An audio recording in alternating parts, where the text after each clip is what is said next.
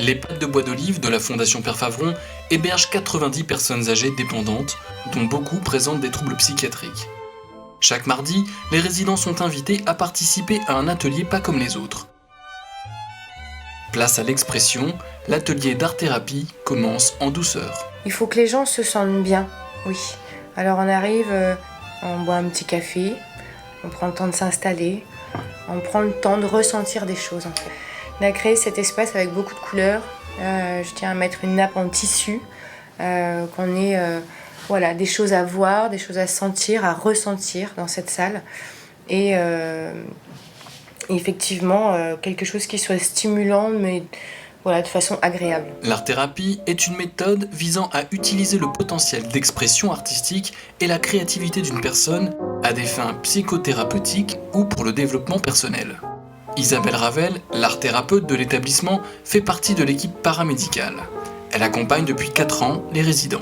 À partir du moment où on est dans un processus de créativité, notre esprit, notre corps est canalisé par une activité. Ça libère des émotions, on invente, on utilise des couleurs, des matières, ça stimule la sensorialité, comme ça l'apaise. Donc il y a déjà une partie thérapeutique, on va dire, de base. L'art-thérapie s'adapte ici aux problématiques des résidents de l'établissement, qui sont concernés par des troubles psychiatriques chronicisés. L'art-thérapie permet de développer ce qu'on peut appeler des capacités compensatoires. On utilise ce qui est encore possible chez certaines personnes, on réveille ces capacités-là et on se rend compte qu'avec le temps, si les séances elles sont bien ritualisées, si les coupures sont pas trop longues, sur un temps donné, d'une année, 2 années, ou même moins que ça, ces capacités-là peuvent évoluer, se développer. Est-ce que tu te souviens, Rufine, comment on fait les bonhommes? On prend les ronds, tu sais faire, Il faut arrêter le geste, tu te rappelles?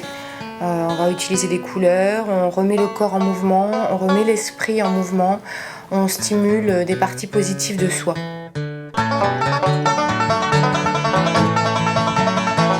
Aujourd'hui, nous nous trouvons donc sur l'EHPAD de Bois d'Olive, qui accueille donc des personnes âgées souffrant de handicap psychique, souvent chronicisés.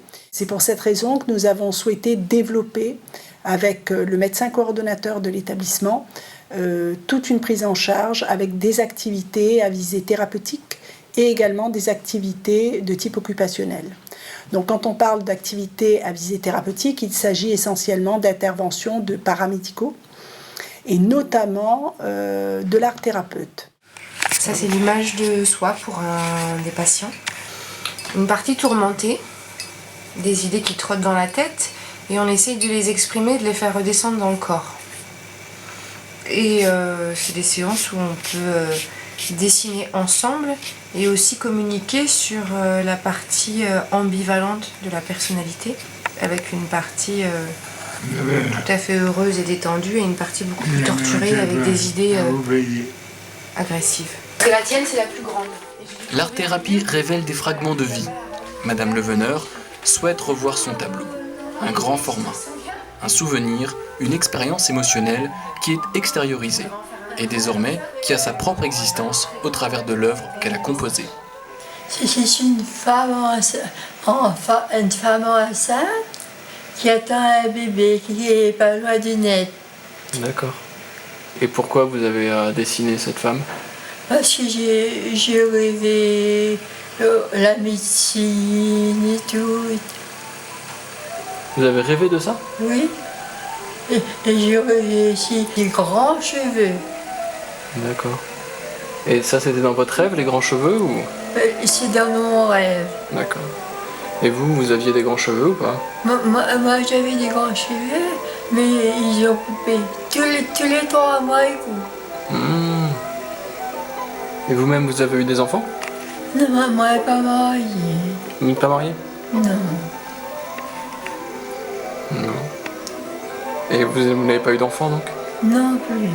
Moi j'avais un petit enfant, mais elle est morte. Ah. Je suis désolé.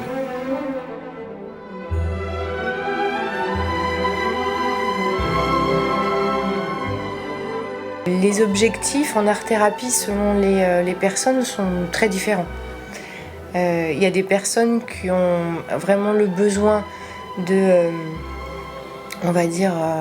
mieux comprendre leur vie, de résoudre des parties trop douloureuses, de les soigner, de les réparer pour mieux vivre leur vieillage.